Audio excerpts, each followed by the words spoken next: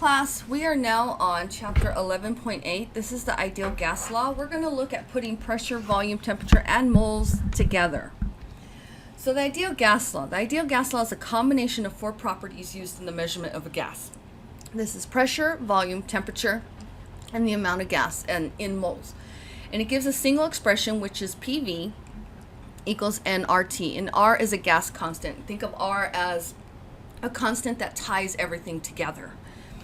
So first, let me explain ideal gas. Ideal gas is not a real gas. It is a gas, it's a theory of a gas that follows certain behaviors. And when it follows certain behaviors, then we can calculate values for this. So the gases, real gases, have to follow certain conditions in order to apply the ideal gas law, in order to use these calculations. In the last slide, I'll cover what conditions those are.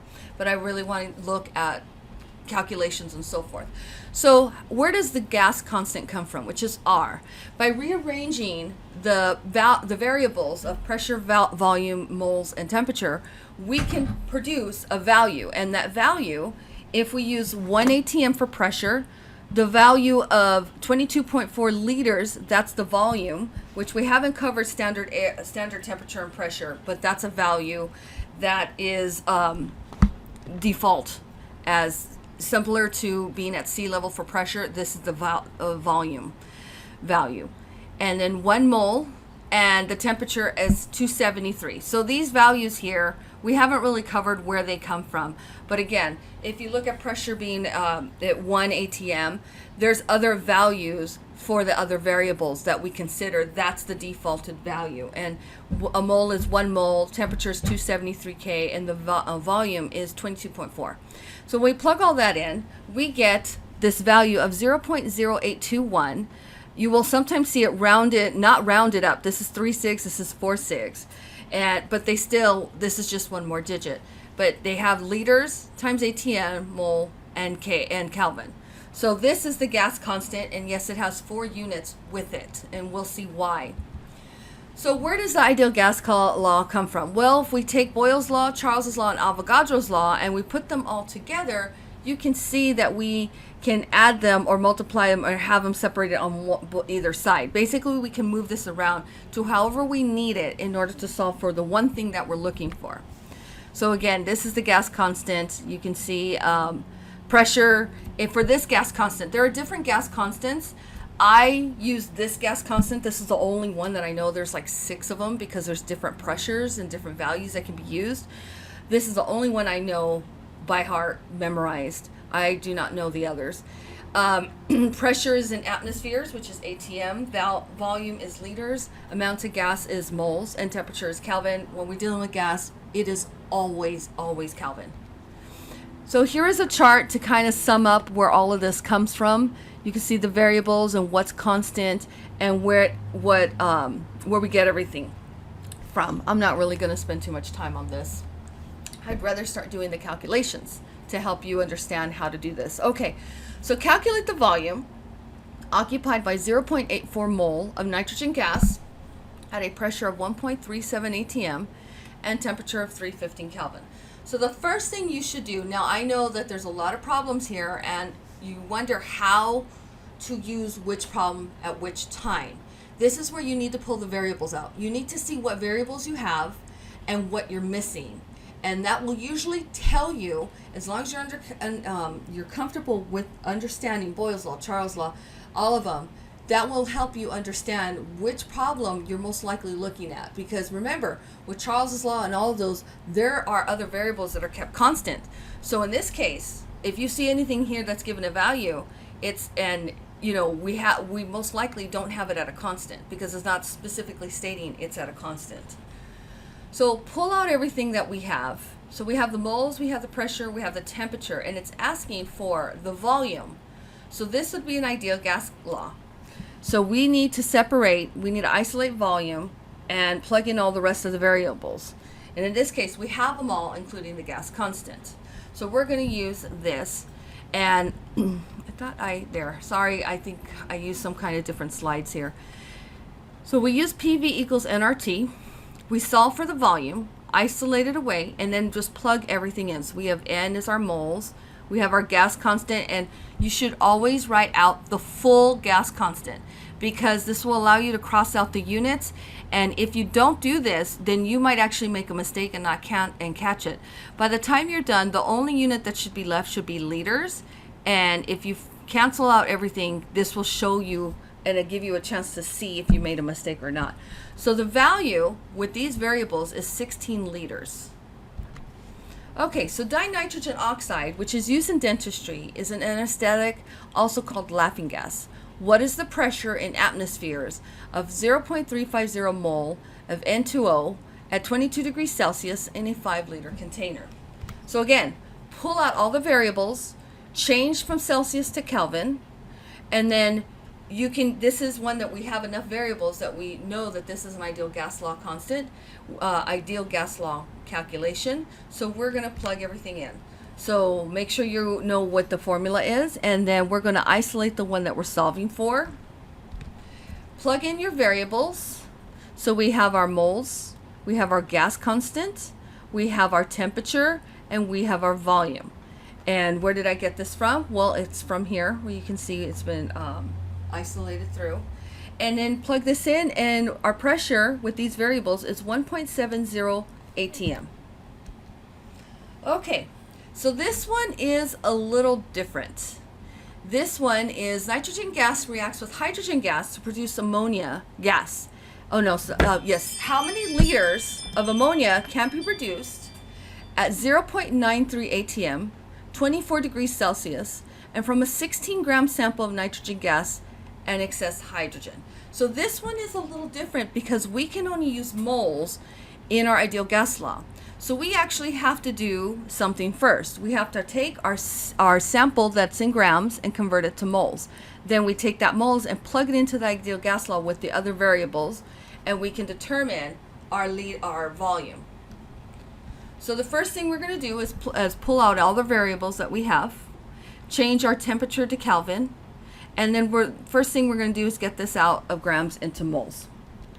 So here's our steps. We want grams of nitrogen. We need the molar mass to get to moles of nitrogen.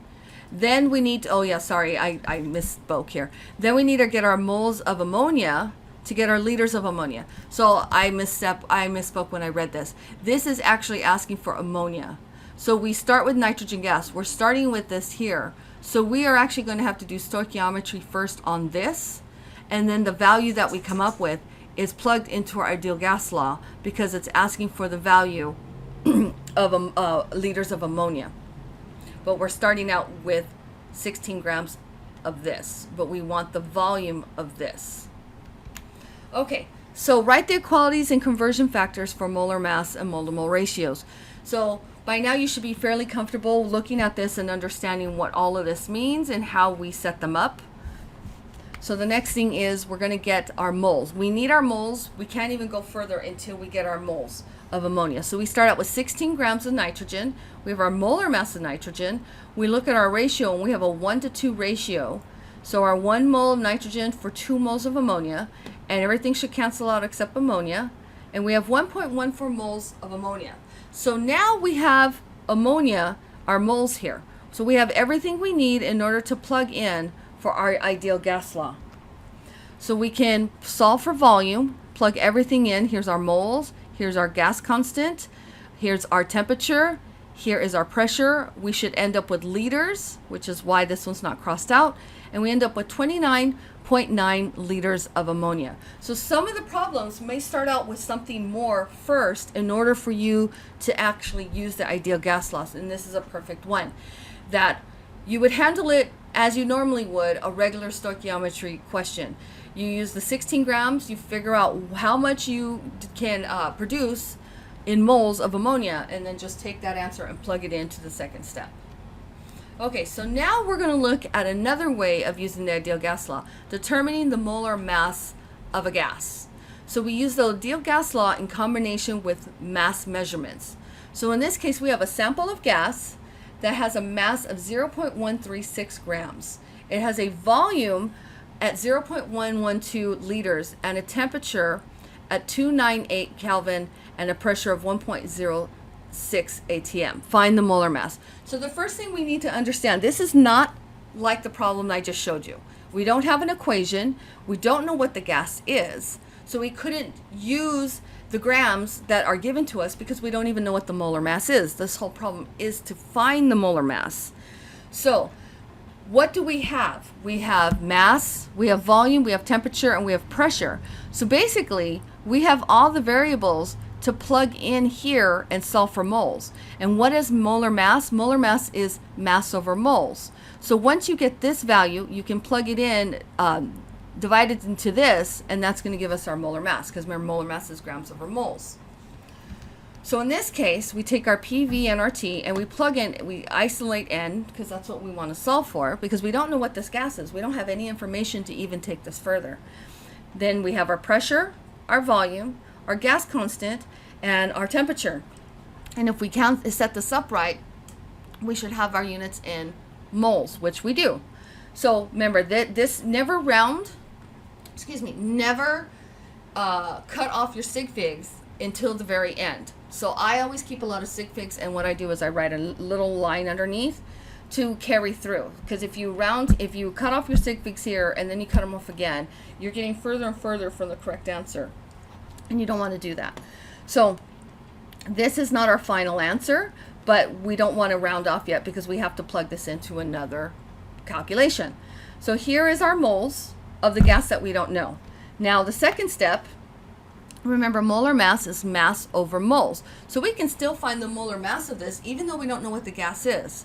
And we take the mass that's given to us here and we plug in the moles, and our molar mass is 28.0 grams per mole. Now, what is the difference between ideal gas and real gases?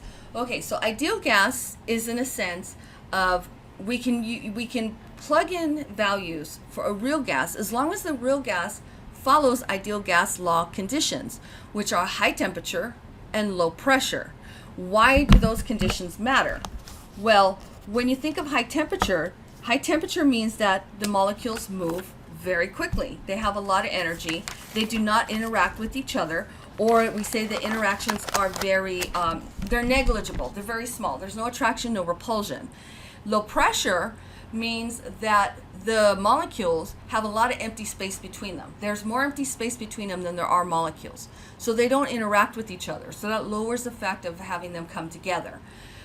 So those are the conditions where the ideal gas law calculation works. And if you want to see down here, this is exactly what I'm saying. Now, non-ideal gas conditions, low temperature and high pressure. So it's the opposite of this. Why is that a problem? Low temperature means that the molecules don't have a lot of energy. Remember, the lower the temperature, the slower the particles, the velocity is, which means that they can interact more with each other. And when we're looking at ideal gas law, we make the assumption that they don't interact, and there is no attraction, there is no repulsion. But in reality, there is actually attraction and repulsion. That's more for 111, that you'll get into that. But for cases now, we only look at ideal gases and we don't worry about the assumptions outside of it. But you should know what the conditions are. So with low temperature, they are slow and they can interact with each other. The other is high pressure. Because it's high pressure, that means think about a compression. They're in a smaller container.